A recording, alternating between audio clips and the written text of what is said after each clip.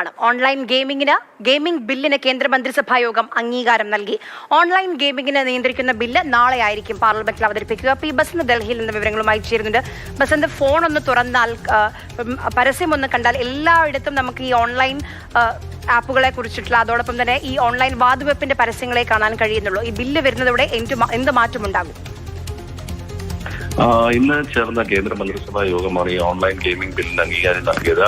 വലിയ തോതിലുള്ള തട്ടിപ്പുകൾ ഈ ഓൺലൈൻ ബെറ്റിംഗ് ആപ്പുകൾ വഴിയും മറ്റും നടക്കുന്നു എന്നുള്ളതും, അതോടൊപ്പം തന്നെ ഈ സെലിബ്രിറ്റികൾ, അതായത് സിനിമാ താരങ്ങളും മറ്റുമൊക്കെ തന്നെ ഇത്തരം ആപ്പുകൾ പ്രചാരണം നൽകുന്നു എന്നുള്ളത് കണക്കിലെടുത്താണ് ഇത്തരത്തിലൊരു ബില്ല് കൊണ്ടുവരുന്നത്. ഓൺലൈൻ വാതുവെപ്പ് ഇനി മുതൽ ക്രിമിനൽ കുറ്റമായിരിക്കും. ഇതിന് കടുത്ത ശിക്ഷയും പിഴയും ഒക്കെ തന്നെ വ്യവസ്ഥ ചെയ്യുന്ന ബില്ലാണ് നാളെ ലോക്സഭയിൽ അവതരിപ്പിക്കാൻ സർക്കാർ തയ്യാറെടുക്കുന്നത്. അതോടൊപ്പം തന്നെ 40% GSTയും ഇത്തരത്തിൽ ഓൺലൈൻ ഗെയിമിങ്ങൾക്ക് ഏർപ്പെടുത്താനാണ് കേന്ദ്ര സർക്കാർ ഇപ്പോൾ നിർദ്ദേശിച്ചിട്ടുള്ളത്. വലിയ തോതിലുള്ള ചർച്ചകൾക്ക് ശേഷമാണ് നേരത്തെ ഉണ്ടായിരുന്ന ഒരു ബില്ല് മാറ്റി പുതിയൊരു ബില്ലിന് ഇപ്പോൾ സർക്കാർ തീരുമാനമെടുത്തിരിക്കുന്നത്.